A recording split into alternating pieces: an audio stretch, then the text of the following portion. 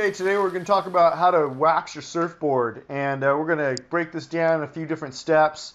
We're going to start off by talking about how to choose the best wax, the types of wax combs, the process of removing old wax from your surfboard, and then basically how to apply your wax to your surfboard. So I'm going to pull my board out of the bag and get it ready so I can begin the process.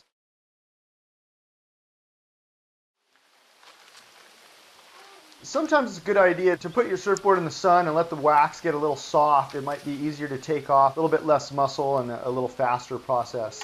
You may not want to let it sit too long in the sun as it could turn to liquid and be kind of real hard to work with and keep clean in your area. So you just want a little bit of sun, enough to soften it up.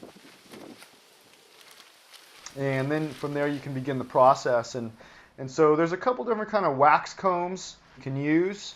There's not a whole lot of variation in wax combs. There are a couple different features that you might find, and one of those would be a wax comb that has more of an ergonomic handle to it, which might make it easier for the removal process. At the same time, I usually prefer a wax comb that has longer teeth, which makes it easier to go ahead and grind up and grate the existing wax that you may have on your surfboard. And as you're removing the wax, it's a good idea to consolidate the wax to keep your area clean and make it easy to dispose of. So a lot of times I'll get out a paper towel or some recycled plastic or paper that's around, and I'll go ahead and make a ball of wax out of the old wax that I'm going to discard.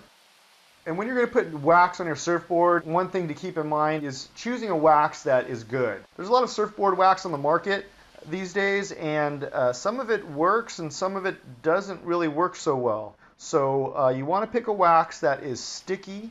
If your wax is put on and it makes, and it covers your board, but yet it doesn't have much of a stick factor to it, or possibly loses its stickiness factor with one or two sessions, then it's probably not the wax for you.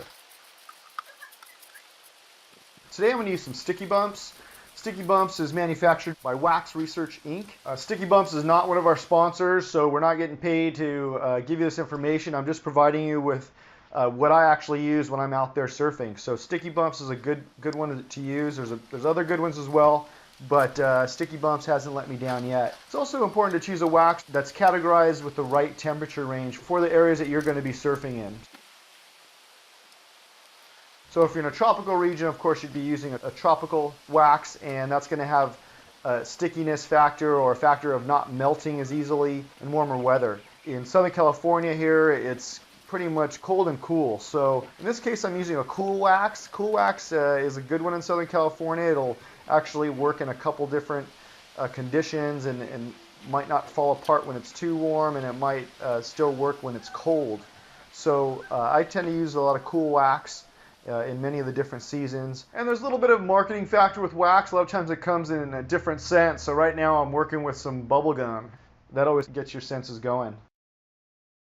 When preparing to apply new wax to your surfboard, you want to draw out the best coverage area for your stance and your surfboard. And as a general rule, I'd probably say it's safer to overestimate the coverage area. The last thing you want to do is be out there catching the perfect wave and all of a sudden your foot's in a little bit different position and you slip and fall and are unable to recover. So it's hard to lose when you go with a little extra wax on your board, and can also help you avoid injury.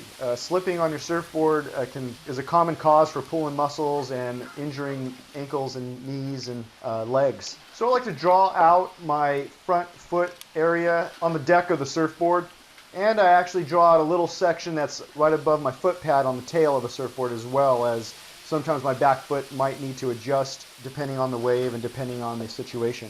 And I tend to put a little bit extra wax in a section that's actually beyond where my front foot might rest in most cases, and put it up in the area where the deck starts to transform into the nose of the board. This sometimes gives you a little extra insurance for your stance. It's also good for doing aerials, as many aerialists tend to go with a wide stance. The last tip to consider would be to add a thin strip of wax on the rails along the nose of your surfboard, as it helps with duck diving and getting a better grip.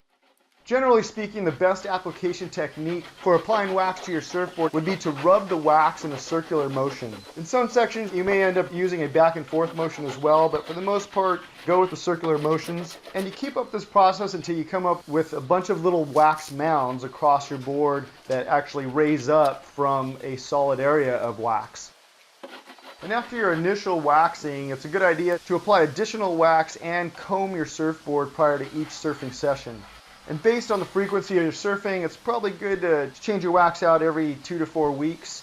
Wax can last longer. There are some people out there that boast about how many years they've had the same wax on their surfboard. So it really does vary, but probably for the best stickiness with the least amount of weight added to your surfboard, it's going to be something that you should do once a month, once every other month at the latest. So one of the options that's not featured in this video would be the use of Chief FIREWATER, which is a wax remover. And Chief FIREWATER is something that you would do after scraping all the wax off. You would apply Chief FIREWATER, use a paper towel to then wipe down your board and remove any residue from your previous waxing. A lot of times that step is added when somebody wants to get a complete replacement of wax, or if you're removing and adding a new traction pad, or if you're adding any stickers to your surfboard. It's a good idea to go ahead and clean the area off completely prior to doing that. That way your sticker will stay on there.